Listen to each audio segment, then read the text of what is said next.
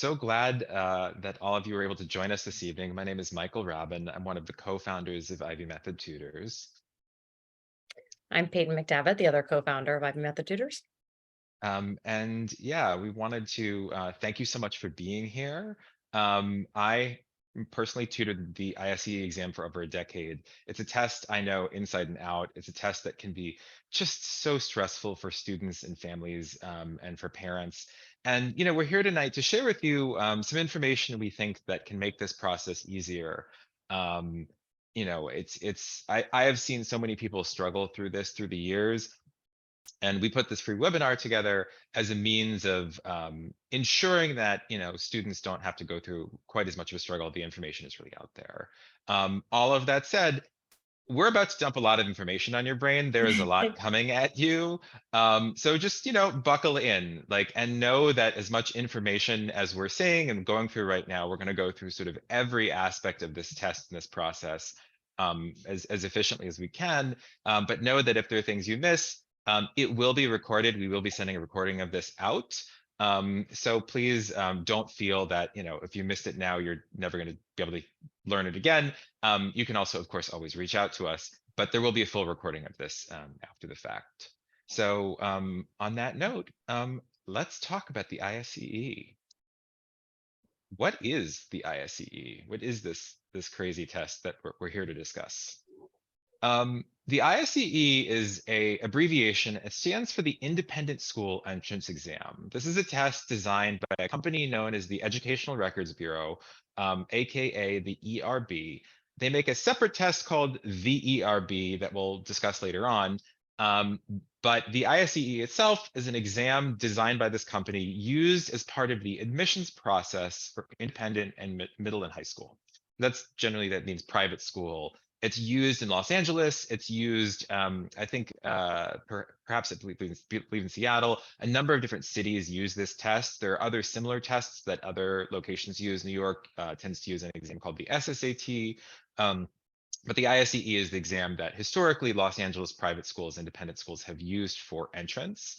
And so as we're a Los Angeles-based company, that's why we're discussing it today. There are 3 levels of the ISEE exam. The lower level exam is for 4th and 5th graders who are applying into 5th or 6th grade. The middle level exam is for 6th and 7th graders applying into 7th or 8th grade. And the upper level exam is for 8th through 11th graders applying into 9th grade through 12th grade.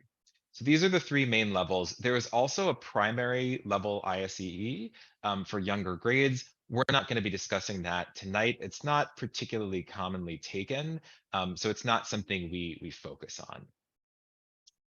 on. What is important to remember is that is correct. You saw that correctly in the previous slide. Multiple grade levels are taking the exact same test, answering the exact same questions. This means the exam is particularly intimidating for students, particularly students in that younger grade level, sitting in a room with kids a full year developmentally, older than them. It can be really, really tough. It is graded on a curve, and it's curved a little bit towards the grade level. We'll talk about this more in a moment, but know that because it's a multi-grade level test, because of that aspect of design, it is much more intimidating than what students are used to in terms of its difficulty. And it's intimidating sitting in the room with older kids. The most common time to sit for this exam, the most common times to take it, generally, not exclusively, but generally are in the fall of 6th grade when a student is applying into 7th grade, or in the fall of 8th grade when a student is applying into 9th grade. Those 2 moments tend to be when students transfer from elementary to middle school and then middle school to high school. So those are the 2 times kids tend to take this test. But isn't the ISEE optional, right? That's a good question. And the answer, it depends. It's complicated, right? It really depends. This optional idea, this test optional thing, depends entirely on what schools you're applying to. When a school describes itself as test optional, that does not mean the school is test optional, right? And we'll get into this more specifically. We'll go through a list of schools later on during the presentation. But if a school considers ISEE scores or test scores at all, you should submit them. right? It is important to submit scores because even though they call themselves test optional, especially the most competitive schools, which again, we'll come to a specific list, they really do want this data point. This is something we've heard repeatedly from admissions. We've talked to admissions at all the independent schools across LA, over the last several months. We have repeatedly heard they want this data point, either the ISEE or some other testing data point. They really want this, and particularly for these quote unquote test optional schools that are also very competitive, it's going to be very hard to get in. Scores are an important part of the package. And so you really do want to go through this process. You do want to prep for this exam because it is such a hard test and because the scores will really help the process of getting into these schools. Again, we'll talk over which schools to submit to at the end. There are some schools that won't even consider ISEE. And for those schools, you don't need to take it. But if a school says, oh, we'll look at your scores, but you don't have to take the test, you should really take the test. Again, if a school does not consider test scores at all, you don't need to submit them, right?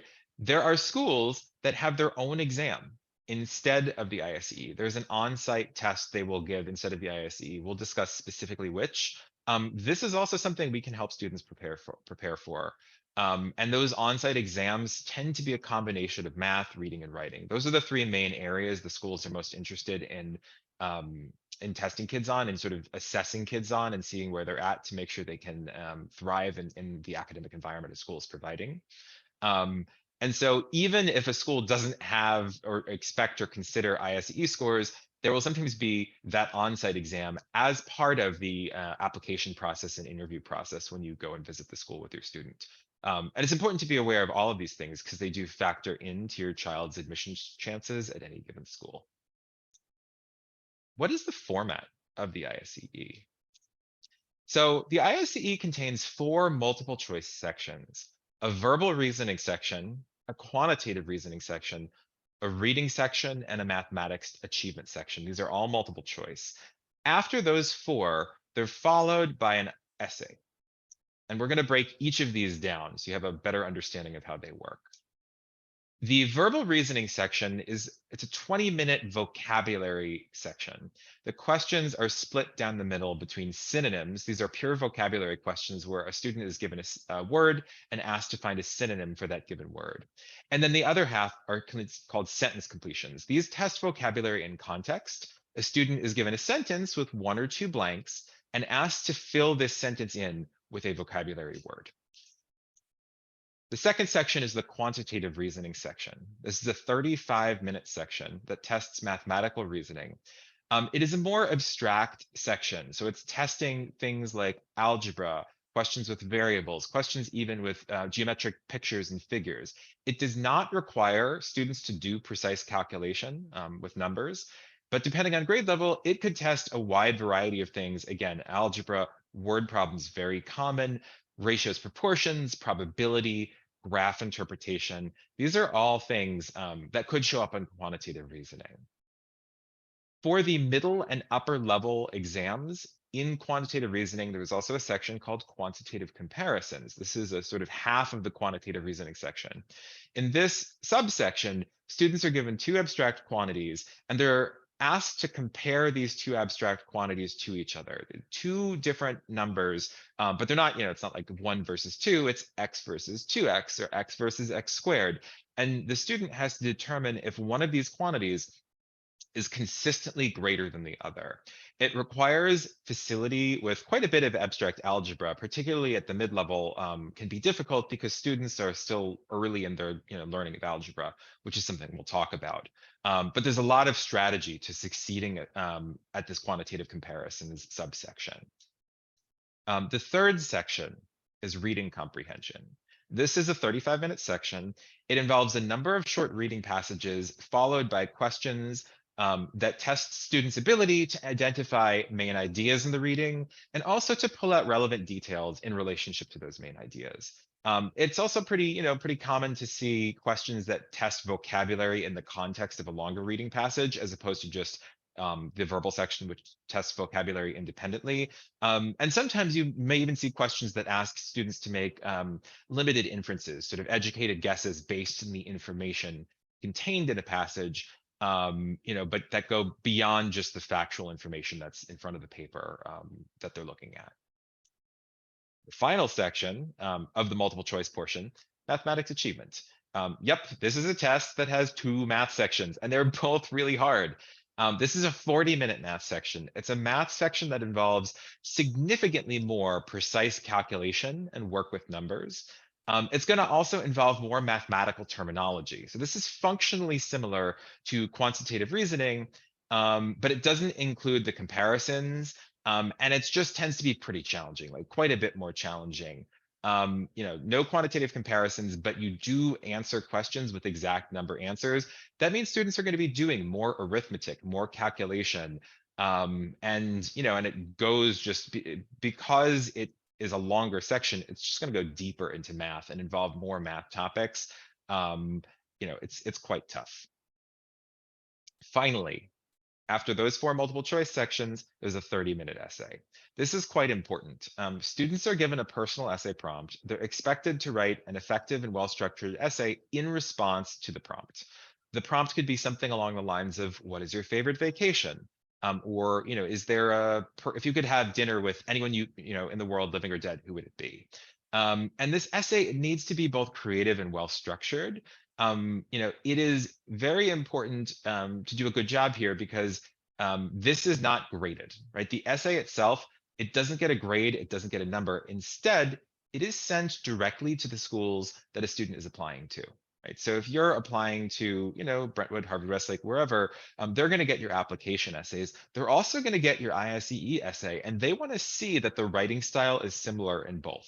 If a student's writing style in their application essays is beautiful and phenomenal, their ISEE essay is not so great, they're going to assume that this beautiful, phenomenal, application was, something that maybe, adult helpers heavily edited, and that this ISEE essay is more actually a reflection of how that student writes. So they really need to be similar, and you really need to do a good job and prepare to write this essay well in the 30-minute time limit, both in a creative way and in a structured way. We'll talk about this a little bit more when we talk about essay strategy.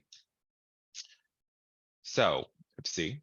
Why is the ISEE so tough? What makes it so difficult? We've already talked a little bit. We've alluded to the difficulty of this exam. But let's get a little bit more specific on that, right? Again, as we've already said, it is a multi-grade level test. And that means just, baseline when you're taking a test and developmentally kids are across multiple grades, the youngest kids in that group, already the content is going to be intimidating, right? Now it's true, students, there's a curve that helps with this, but the curve only helps so much. And we'll talk about the curve in a moment.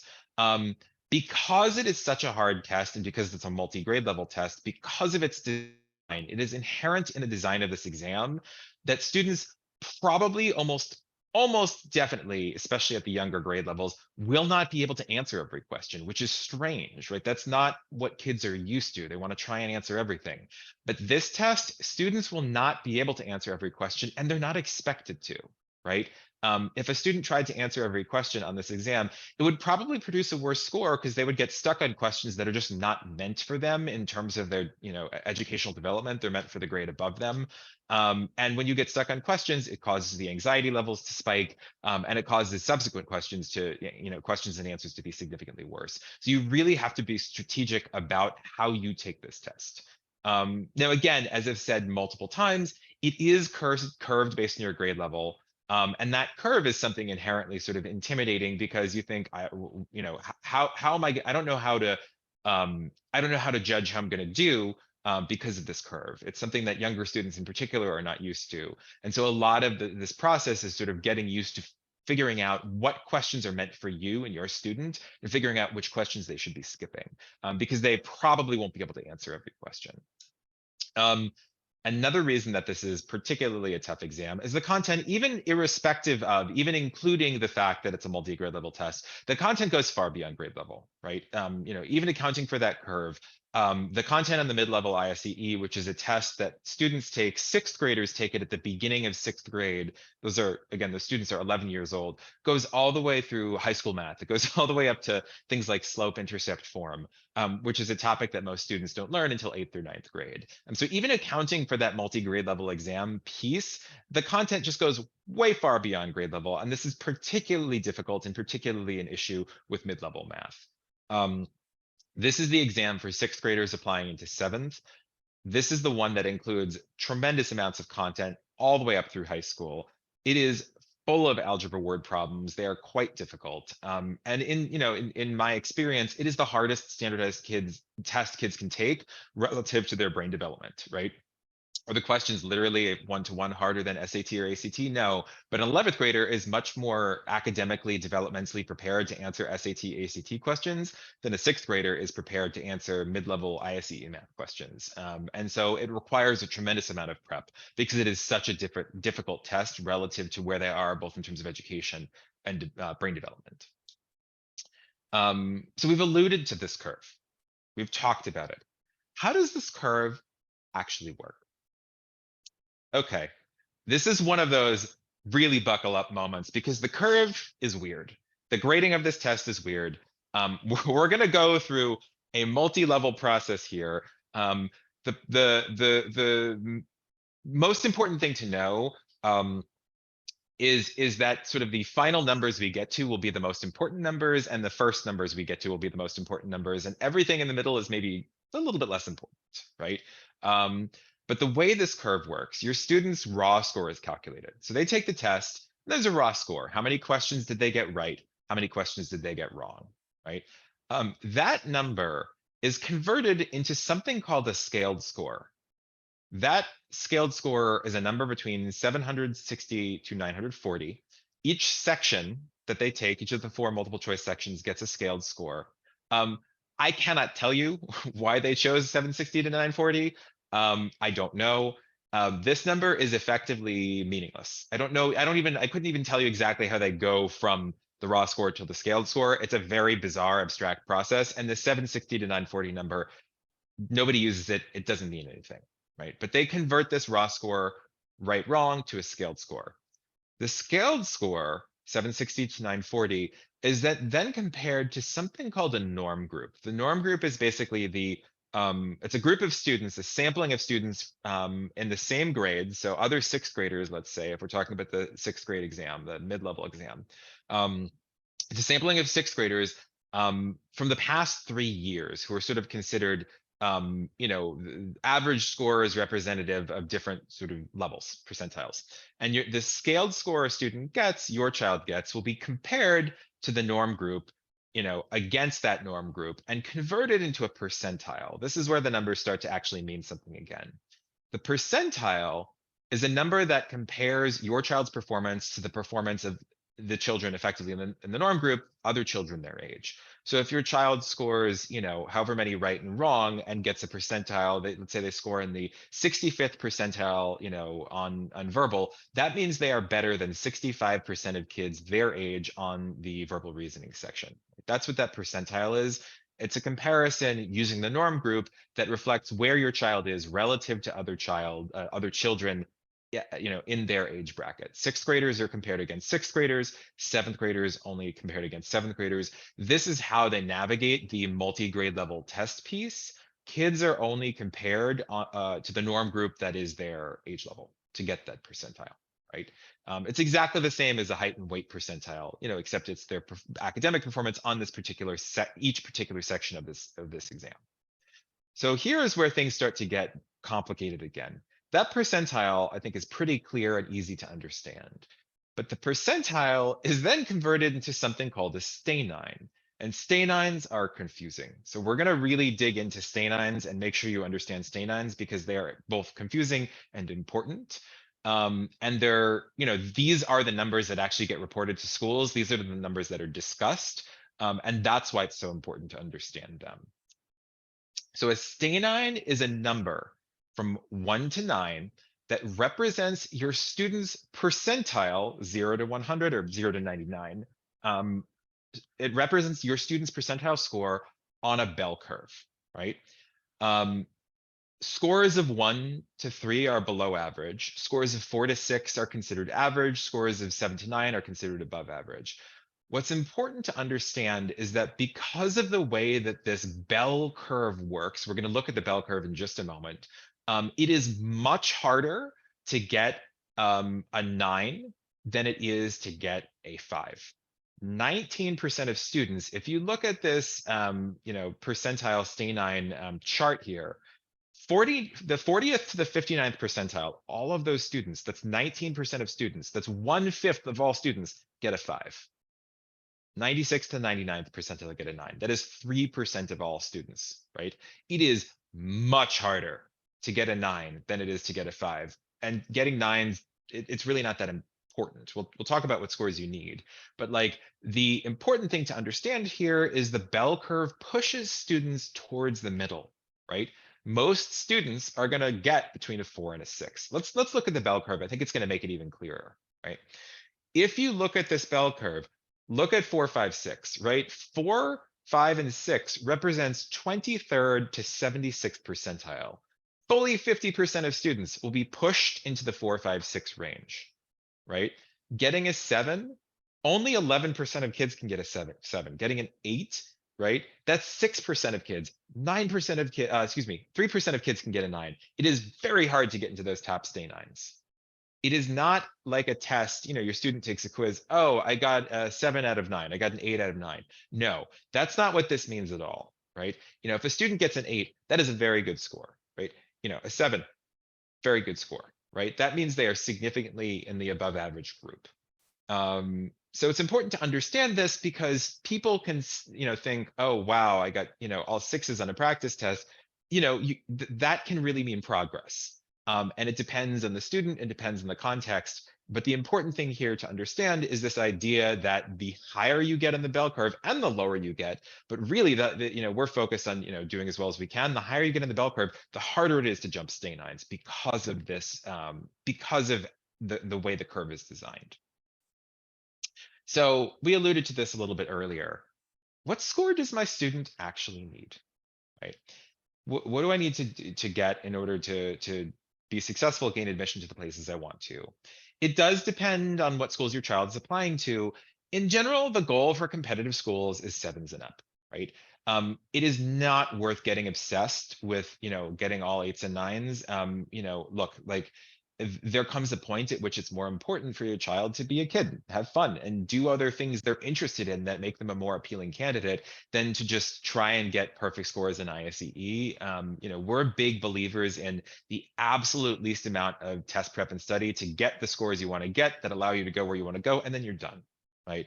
And in general, any of these schools, 7 and up is those are good target numbers for competitive schools.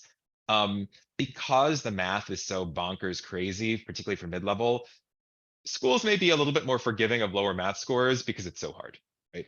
Not so much reading, and they really do want to see a good essay. Lower math scores, they might be more forgiving of that. And of course, in this process, the test scores aren't the only thing. If you don't have other things going for you, it's the test scores won't get you in by themselves. You need extracurriculars, good recommendations, other achievements. All of these things matter. It is a holistic process. It's just that this data point can help schools understand, will this child academically thrive in this school environment, or or is this maybe not the right environment for them? And those 7s are a good indication that a student will thrive in a rigorous academic environment. Okay, how do I set my child up for success on this very difficult ISEE exam? The most important thing you can do is to start prep early, right? You want to start preparing for the ISEE the summer before you apply.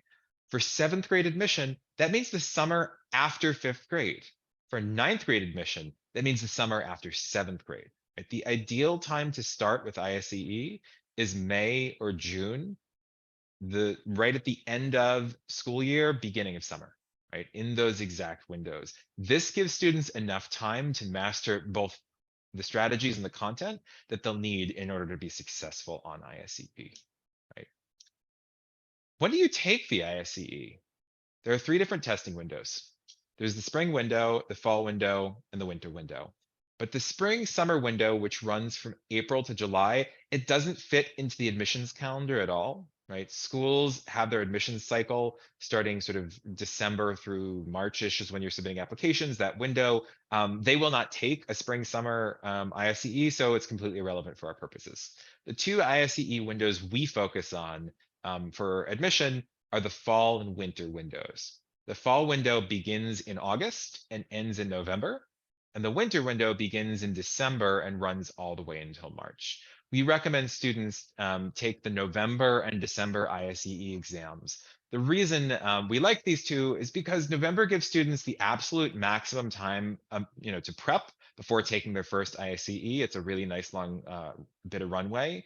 And then December, it's a month later, allows allows students to sort of not lose focus and really maintain peak performance, but also ensures that students are done before winter break. And these two back-to-back exams, you have a lot of runway, you prepare for November, you do it, you get your scores back, you see how you did. If you don't need to take it again, great. But if you need to take it again, you take it in December, and then you're done before the holidays.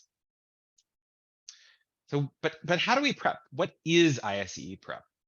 Any given test prep program is going to involve two things, right? Strategy and content.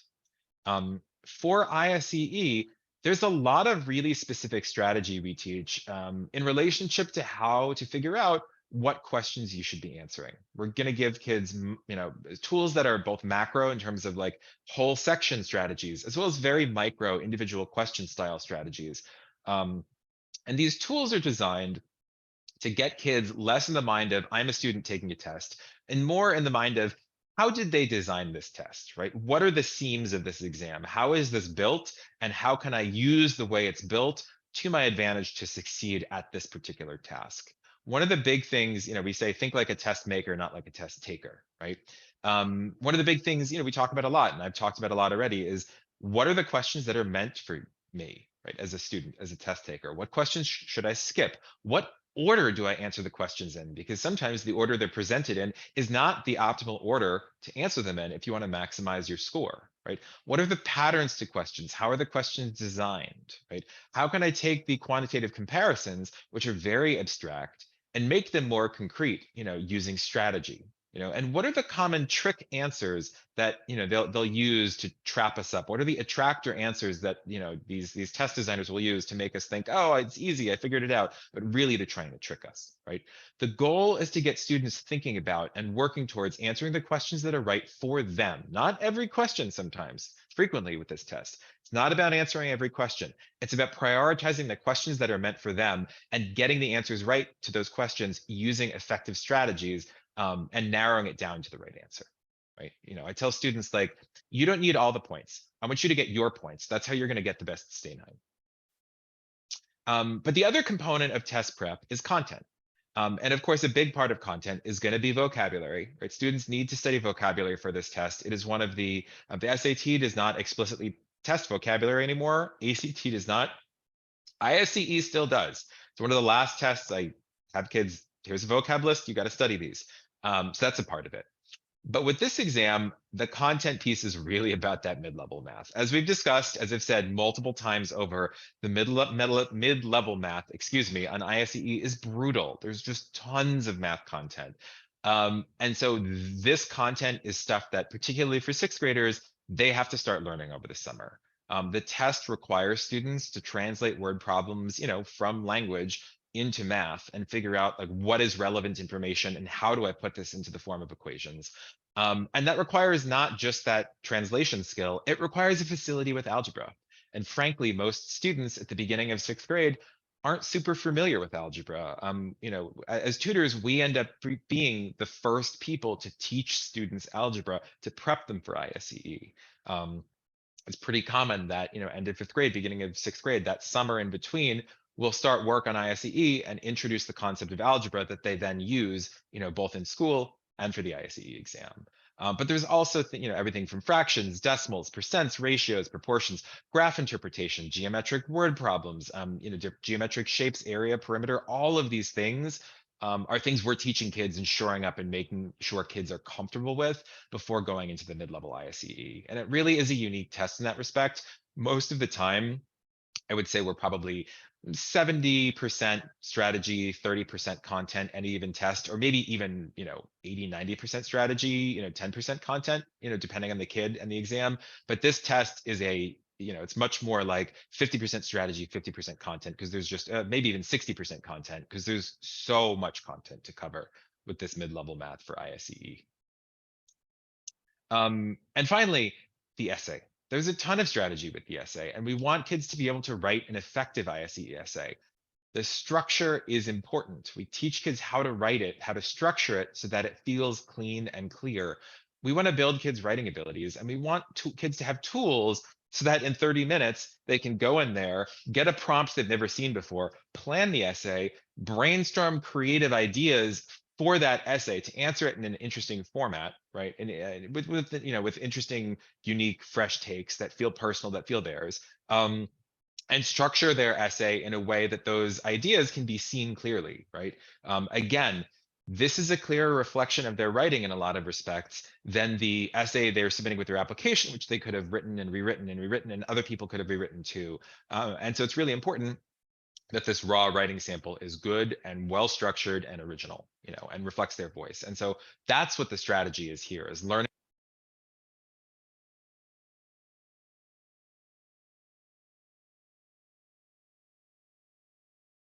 Sorry about that. Lost the microphone for a second. Okay. Registering for the ISEE, right? How do we register? When do we register?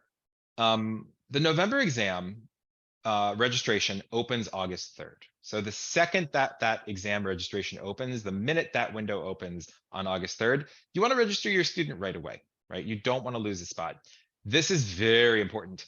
Always, only, ever take a paper test. Never, never, never, never digital, right? First choice, take it in person at a school, ideally a school that your student knows, is close to you, is familiar. If you can't take it in person at a school, take it in person at a testing center. Do not ever take the ISEE digitally or at home, ever, right? Those digital exams, they are not appropriate grade level wise for the development, brain development wise for kids that age. Kids will just do significantly worse on a digital test. All of the strategies we teach, all of the tools require a kid to be engaged, using a pencil, annotating, marking things up, engage with the paper. A digital exam, the level of engagement, the quality of reading, it just plummets. They're going to do worse than a digital test. Do not have your child take it at home. Do not have them take it digitally. It won't be worth it. They're just going to perform much poorer than the paper test. As for December, we tried to get the ERB to tell us when December registration will open or has opened historically in past years. They were very vague about that. They couldn't answer it. They said it'll open in December. I don't think that's true. I think the December exam registration will open before December, but they couldn't tell us when. So, if you're not sure, keep tabs on it with the ERB, but also reach out to us. We can keep, we're going to be keeping tabs on it too. We can keep you informed. But sometime before December in the fall, registration for the December exam will open. And get on it right away, because these spots do fill up. I saw that with students last year. A student ended up having to take a day off of school to take the ISEE because every other spot had filled up. Okay. How does the ISEE relate to the ERB? Right? We talked about the ERB. The ERB is the name of the company that makes the ISEE. But casually, the ERB is also a phrase we use to refer to a different test made by the same company. Right? The ISEE is similar to the ERB, but it's not the same. The ERB is a test given over multiple days. It's a wider battery of testing. And the purposes of these two tests are different. The functions of these two tests are different. The ISEE is used, the ERB is used internally. The purpose of the ERB is for internal evaluation. We're trying to evaluate student performance at their current school. How did my child do this year? How much did they learn? Where are they at developmentally, and in terms of their performance across a wide variety of academic fields? But it's used to sort of prompt a conversation between a school and parents about how a student is performing. And it's also used by schools to evaluate their own teachers' performance. How are our teachers doing? Are our teachers doing well? Are students overall, learning the things they need to learn? Are they on grade level? right? But it's generally that internal evaluation component. The ISEE is different. The ISEE is used for external evaluation. So that's when a student applies to a new school, right? That is the purpose of the ISEE. It's for transferring into a new school, applying into a new school, either when you change from elementary to middle to high school, or if you're leaving one school and transferring to another. That's its purpose. This is all historically how these two tests have worked, but this is shifting, right? This is shifting because of all of the changes to testing and the testing landscape, a lot of which, a lot of these changes are due to COVID. Schools that did not look at ISEE in the past, or maybe did look at ISEE in the past, but have dropped the ISEE requirement, they might look at ERB, right? Some schools will, oh, you didn't do ISEE, that's fine, but we'll look at ERB. We'll talk more about which schools look at what. Um, but ERB is something that schools might look at, especially if there's no other data point, especially if there's no other testing done. So just be aware. You're, a student. It's May right now, so most students in, say, 6th grade already completed their ERB exams. That's done. But just be aware, like, those scores they're not going to be required to be sent in most cases, but they could become a part of the process. And if they're good scores, they could be helpful in the process. But it used to be like schools never looked at ERB. Now, sometimes schools might want to look at that ERB score. What about this HSPT? Right? What is the HSPT? So we've talked about the ISEE, we've talked about the ERB. The HSPT is a different entrance exam that is exclusively used by Catholic schools. It's similar to the ISEE, but it's generally considered to be easier, and it just doesn't require the same level of prep. Still worth doing some preparation. It's still, it's still a standardized test that there's strategies, there's ways you can sort of game it, and you want to learn how to approach it effectively. But it doesn't require the sheer amount of sort of content that ISEE does. And if you prep for ISEE, let's say you're applying to a school that would look at your ISEE scores, but you're also applying to some schools that are Catholic schools that want HSPT. If you prep for ISEE, all of that is going to help and apply to HSPT, and then there'll be just a little bit of salt and pepper to sort of for HSPT to really get you comfortable with that test. But if you do ISEE, that's the bulk of the work, and just a little bit of extra help for a session or two with HSPT prep, you'll be fine, right? Or just lump in a little bit of HSPT prep into the ISEE sessions. It doesn't require additional prep beyond the ISEE work. If your child is only taking HSPT, we can of course custom tailor prep to that test too, right? One thing that is different about ISEE versus HSPT is HSPT, you can take that exam at the schools you're applying to, and in general, you should take the exam at your number one choice Catholic school, right? If you're applying to a school that takes HSPT, that location you take the test at matters, right? They're looking at that as a sign of demonstrated interest. So if you take the HSPT at their school, whichever Catholic school you're most interested in, you go there and take the test there, you're gonna get priority because of that. That is an indication that you are there, they are your top choice school, and they want to accept applicants who will attend. So it's very smart to be taking the HSPT, signing up for HSPT at the Catholic school you're most excited about potentially attending. Okay, we've talked about this a lot throughout, alluded to this a lot throughout. Which schools require the ISEE? Who requires what? We've talked about sort of test optional, all of these different tests. We're going to dig into now a lot of just pure data on who requires what in terms of the testing landscape right now in Los Angeles. This is current as of today, 5/21/23. This, it says on the slide, this may change. I would wager this will change. The reason this will change is because we talked to a lot of schools who told us explicitly, this is what we've been doing. This is where things stand right now, but we're going to make a bunch of decisions over the summer. We're probably going to change our process. We think we might go back to ISEE. We're not sure. Right? There's a lot of uncertainty. It's early enough in the process where schools are still making these executive decisions. Use this as a sort of guide map to certainly if a school currently requires testing, they're going to require testing in the fall. But if a school doesn't require testing or maybe requires testing, they may shift. So this is very liable to change. But it's a helpful sort of think of it as a signpost to the current landscape. And of course, at any point, throughout the summer, as things, as summer turns to fall, you can always reach out to us and ask us, what's the current status of the school? Have they made a decision yet? Where are things at with their requirements? Because we're constantly in communication with the schools about all of this stuff. We want to keep everybody fully updated, and we want everyone to have the complete information. So without further ado, let's talk first about a little bit about the changes to testing and why we're even having this conversation, right? COVID changed the testing landscape, and that led to this shift away from testing during the COVID years. The pendulum is shifting back, right? As I've said, schools really want this data point. For a number of years, it wasn't possible to do this testing, and it was really fair and didn't make sense for kids to be doing this testing. And now they want the data point, right? And so, as I said, this is all current information as of today. Everybody is still deciding, but if schools, if you have questions about schools down the line, reach out to us and we'll help. Which schools require testing? Windward. Windward requires either the ISEE exam or an in-house test, one or the other, right? Sage Hill requires either the ISEE exam or the SSAT exam, traditionally taken more on the East Coast and in the Bay Area, but Sage Hill will accept SSAT scores as well. Chadwick.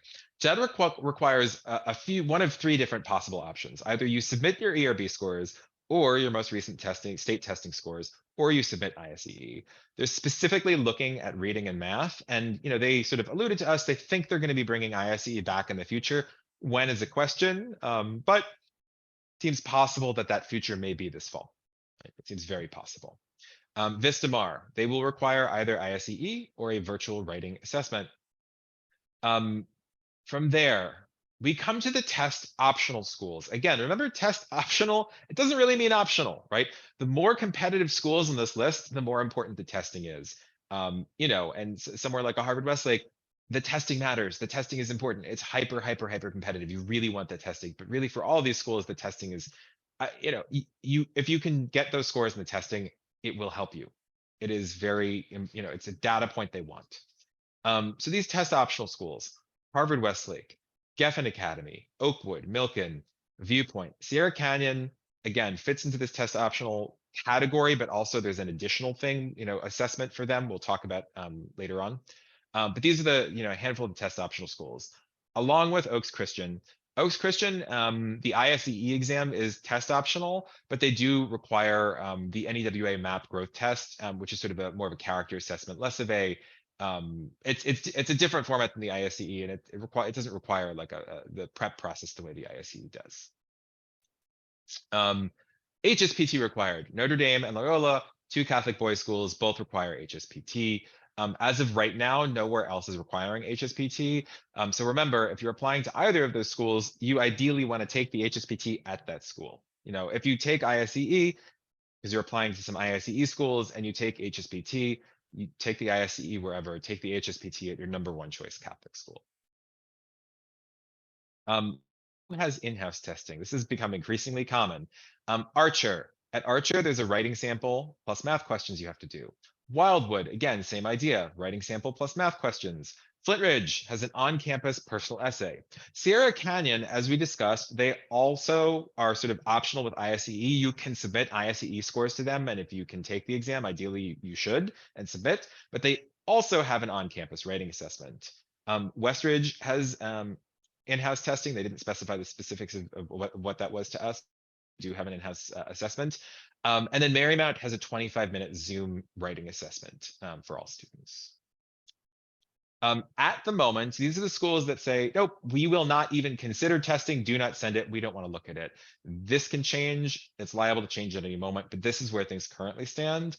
Brentwood, Campbell Hall, Crossroads, Marlborough, New Roads, Providence, and LaSalle.